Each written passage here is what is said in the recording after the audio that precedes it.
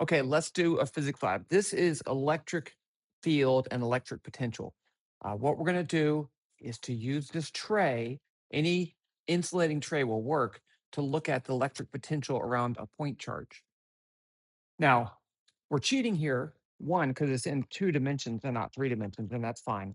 Uh, and and three, because we're actually going to make a current, an electric current, flow through water and use that to measure the electric potential. So I have here my power supply and my voltmeter, and I also have a piece of graph paper that's going to get destroyed because I'm going to pour water on it. And so what I'm going to do, let's just hook this up first, and then we'll plug everything in, and then we'll take data, and then we'll analyze the data, and then everything's going to be great. I forgot to get some clippy clips. I need some clippy clips. Okay, getting clippy clips. Clippy clips. Okay, I'm back. So here's my clippy clips. I'm going to take this. Now, you can put this, you want a DC voltage. You don't want, I usually do 5 volt. It doesn't really matter though. You can go 1 volt, you can go whatever. This is going to be actually, this is going to be my positive point right there in the middle. I'm just going to hold it. Let's put that on the side. And then I'm going to take my negative. You don't have to use black for negative. Black is just to help you see that it's negative. That's one thing I noticed that some students think you have to do black. You don't. Okay. So I'm going to clip this. So in order to have a current, I need a complete circuit. So you have to have a boundary around there. I made this little aluminum circle, aluminum foil circle. Um, you could put it around the whole edge, and it should be fine too, but I like a circle. And so I'm gonna just hook this over here. I'm gonna fold this piece down and hook it. I don't want to deform my imperfect circle right there. Now, I just want to point out also the grid has centimeter marked lines, so I can take data. So now it's hooked up. I don't have the water in yet, but I'm going to hook up the voltmeter too. So remember that when we're measuring electric potential, it's a potential difference. So I do need 2 points to measure. So I'm going to take this, I'm going to measure the electric potential between these 2 points. But what I want to do is to have this connected to here, and then I can measure wherever I want. Now, if I connect it to here, it's the same as connecting it to there. If I connect it to there, it's the same as connecting it right here. So it won't bend over the thing. So that's my reference point. And then I can use this, I'm using a pointy one. You don't have to, but then I can just move this around and measure the voltage. Okay, so we are ready.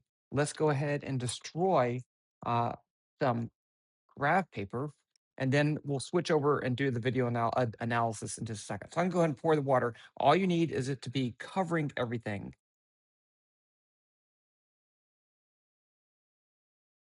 It doesn't even have to fill the whole tray. Now, see, that's flat. I want it that flat. I think that'll be okay. Let's just pour a little bit more, just to make sure we have enough. Okay. Now I am going to, I already have this at 5 volts. You shouldn't get a significant current. Okay, so just be careful about that. But now I'm going to hold this right here.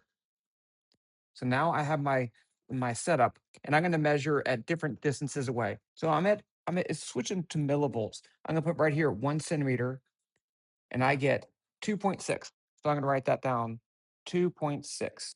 Now I'm going to go to 2 centimeters, 2. I'm not going to take the best data because I'm here working by myself, and that's 3 centimeters, 1.7. It's going to change as you go along because you're setting up a current. So the 1.73. Now I'm going to go 1, 2, 3, 4, 1.5. Now I'm going to go, what's this one? The next one is right here, 1.36,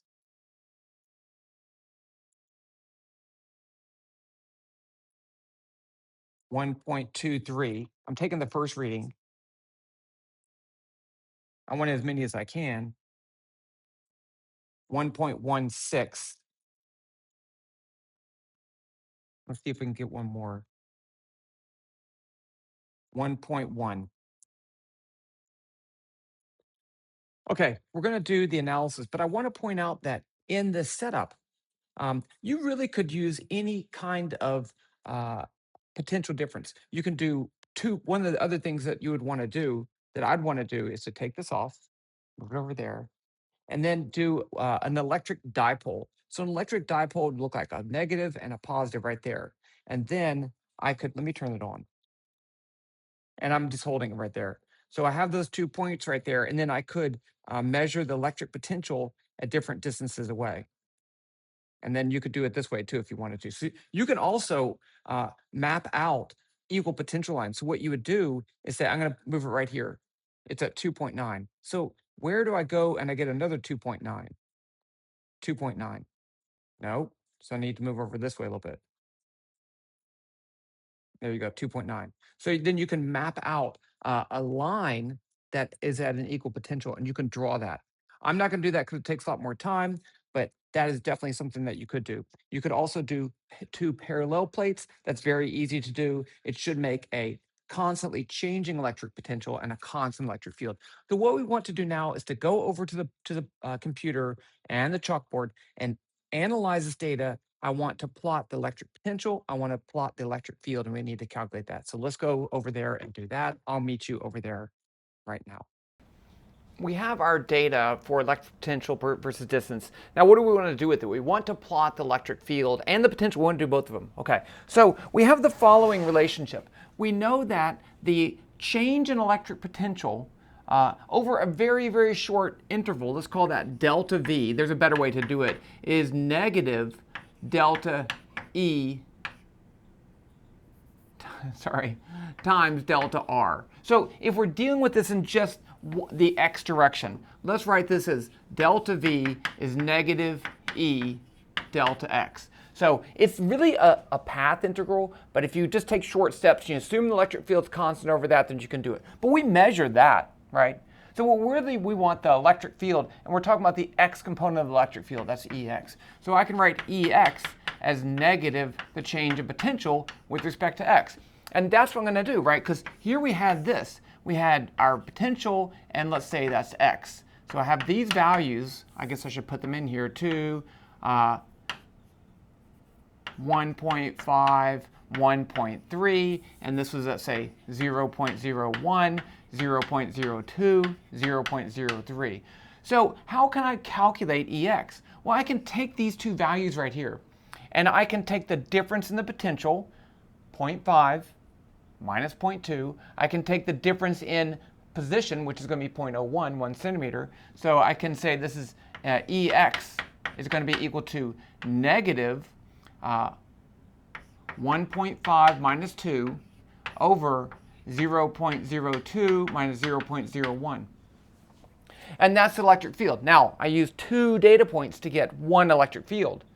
This is technically a derivative, right? So I'm going to put it down here at that one. You could put it halfway between. Really, that'd be a better thing to make a new halfway position, but let's just keep it simple. If you want to make it more complicated, you can. So we're going to be doing this to all the data. You could do it manually, or you could use a spreadsheet, or you could use Python. So I'm going to show you how to make these graphs in Python and a spreadsheet. I'm going to do the spreadsheet first. Not a huge fan of spreadsheets, but they are what they are. I like Python better, so that's why I'm going to do it right there. So here I have my data in Google Sheets. Let's see if I can make this a little bit bigger. That's good. And I want to scroll. Can I scroll this up? Okay, that's fine. Well, you just have to deal with it. So here's my potential, here's R, and here's Ex. So the way I'm going to do it, I'm not going to calculate Ex right there. I'm going to actually calculate Ex right here. So I'm going to say this is equal to, remember in a spreadsheet we can do calculations starting with equal, and I want to take this minus that. So I'm going to say negative, and then I want to click this cell, and you see it says A3, minus this cell, A2, parentheses, divided by. Now I am going to use a shortcut here because all my delta x's are 0.01. I'm just going to say 0.01. 01. Now I'm going to press return, and it's going to say, hey, you want to finish that up? And I'm like, yeah, I want to finish that up. Now we have the electric field as a function of distance. Let's go ahead and plot that. So I'm going to go ahead and plot that. I think I'm not really great at plotting in spreadsheets. I always make a mistake, but I'm going to try it right here. So I'm just going to highlight this stuff and click Insert, Chart. And I want an XY scatter. That's good. I'm kind of running out of room here, but that's fine. And that's fine. Let's just leave it like that. And so I'm done. Okay. So let's look at this sheet. I'm going to make it a little bit smaller so you can see the whole thing. And there's my electric field as a function of R. It decreases as you get further away. Now you could say it's a point charge, it should be 1 over R squared. It's not 1 over R squared, because remember we're in a 2D potential. But it doesn't really matter. Making this is the important thing. Making this graph is what's really the fun part. And the more data you get, the better it looks. Okay, let's just go ahead and do this now in Python. So I'm using WebVPython. Now I have a trick here. I put the potentials and the positions as lists. So we're going to use lists in Python. Now we need to create, and let's just go ahead and plot V versus R. I'm going to do that because it's really easy here. So I'm going to say G1 is graph. Well, I'm going to use it down here. Title is going to be equal to potential. Let's just make it simple. X title is going to be equal to R. Y title is going to be equal to V. And then let's give it a width. I'm sorry, you can't see that. My big head's in the way. It doesn't really matter. Width equals 400. Height equals 200. And that makes the graph. And then I need something to plot. I'm going to call this FV. It's a type G curve. Color equals color.blue. And that's fine. So now let's just go through and plot that. So I can do this a couple different ways, but I'm going to do it this way. For I in range length of R. So I'm going to show you how this works. It goes through the length of the list R, and it has labels each one I. So I'm going to, this is print I so you can see what it looks like. And then that's that. So I'm going to run this.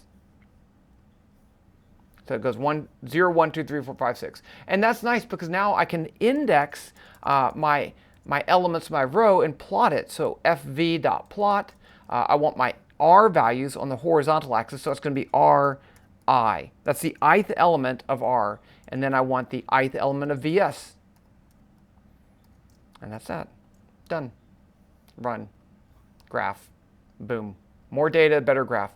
Okay, now let's go through and calculate the potential. We do have a trick here. Okay, so I'm going to make my electric field. I'm going to call this EX. It's going to be an empty list, like that. And then I'm going to go calculate stuff and add it to there. Remember, I'm going to have one fewer element in the electric field than I do in the potential. So I'm going to do this. For I in range length of R minus 1. Right? So I'm going to have one fewer element. I can't do all of them. Now I'm going to calculate EX. So EX equals EX plus, I'm going to add the element on there. Okay, so now what I'm going to do is I'm going to take negative VSI plus 1 minus VSI, right? And this only works because I have one fewer things. If I just did the range of I, or length of R, then I'd get to the last element plus 1, which doesn't exist. And let's just divide this by 0.01. You could do the same thing with the R's, but we know what that value is going to be. And that's that. So now that whole thing will make my EX. Let's just print that.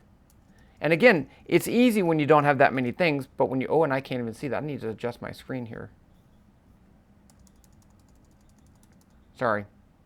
I messed that whole thing. I was so focused on the code that you didn't even get to see it. Okay, there's the code. Apologize for that. So let's print EX and run it. And then there, you can't see that. Why?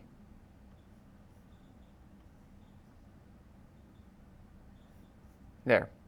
There's my electric field values, which is what we had before. Now let's go ahead and plot that. What I'm going to do is actually make a separate graph, okay? Because I don't want to plot VS or V and E on the same graph because they're different things. So down here, I'm going to just leave that there. I'm going to make a second graph. G2 is graph. I'm going to copy this just so I don't have to type. And I'm going to call that G2. And I'm going to call this E field.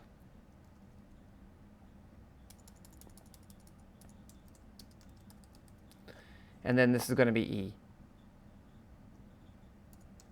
And then I need a separate function to plot. Let's call this FE. It's a G curve. We'll make it a different color, just be fun.